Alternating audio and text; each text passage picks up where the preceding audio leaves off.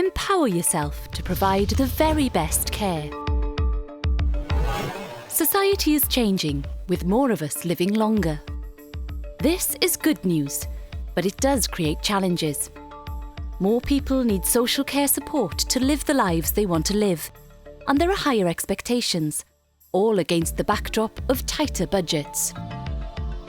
The Welsh Government's Social Services and Wellbeing Wales Act is designed to improve the well-being of people who need care and support, and to transform social services in Wales.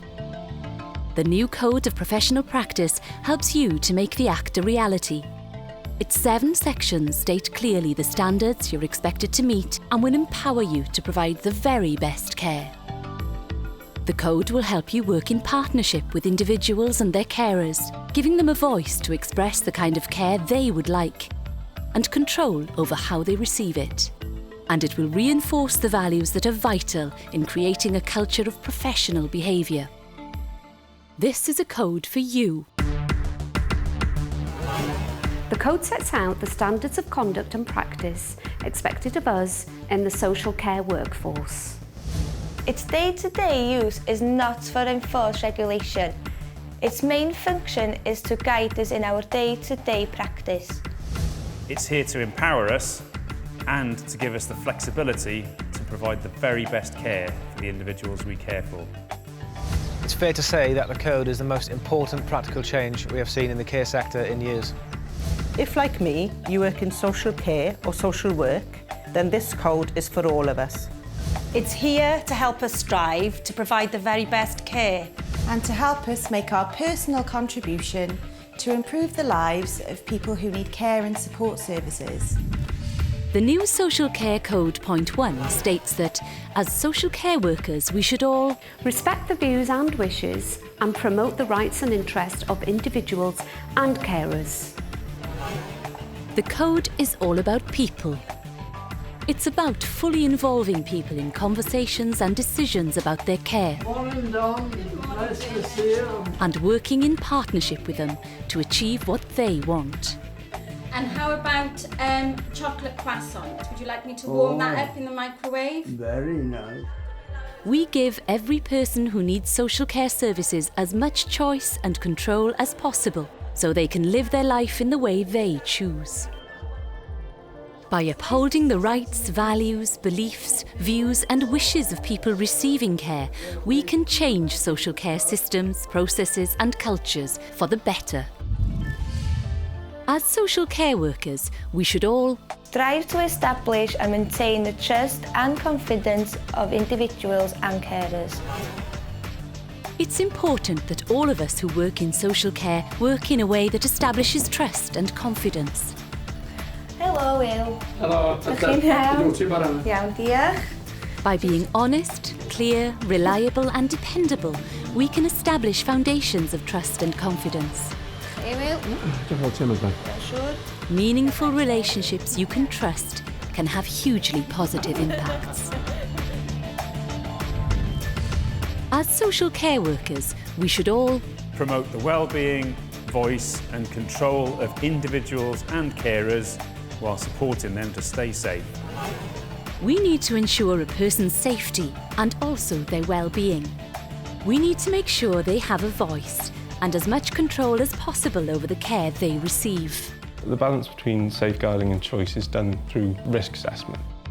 If the risk is too great for the activity to be done safely, then the activity isn't really viable for that person. But generally, there's always a way to make an activity safe for an individual like Jordan. We need to work responsibly and sensitively with people as active partners to keep themselves safe. The fact that she knows my cues, so if something I'm not happy with, I don't have to even speak or do anything, and I was already like, it's fine, you know, just having somebody that knows me that well makes life so much easier for me. And we also need to use relevant processes to challenge dangerous behaviours and practices when we see them. As social care workers, we should all respect the rights of individuals while seeking to ensure that their behaviour does not harm themselves or other people. We have a responsibility to help people to stay safe, and we also have the responsibility to respect individual rights. Okay guys, we all know John enjoys his swimming, so what we need to do is discuss the risks involved, reduce them as much as we can to make sure everybody's safe, and then John gets his activity. At times, it can be tricky to know the limits of our intervention if somebody is behaving in a way that can cause themselves or others harm. The code provides clarity. It sets out the importance of following risk assessment procedures and then taking the necessary steps to minimise the risk. As social care workers, we should all act with integrity and uphold public trust and confidence in the social care profession. It seems like stating the obvious, but it's important for all of us who work in social care to remember that acting with integrity and upholding public trust is our absolute foundation. It's something that should run through everything we do as second nature. It's important that the public knows that this is the basis of social care. As social care workers, we should all be accountable for the quality of our work and take responsibility for maintaining and developing knowledge and skills. Every one of us who works in social care has a personal responsibility for the quality of our work.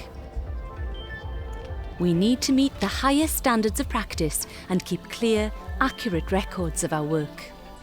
I've met with the new tenants and completed the support needs assessment. I was able to identify their assessed needs and I've recorded them here.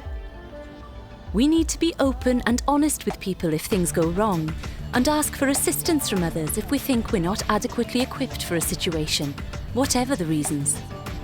So it's just to make you aware what kind of services we offer and what kind of support that we can provide for you if you need it. All right?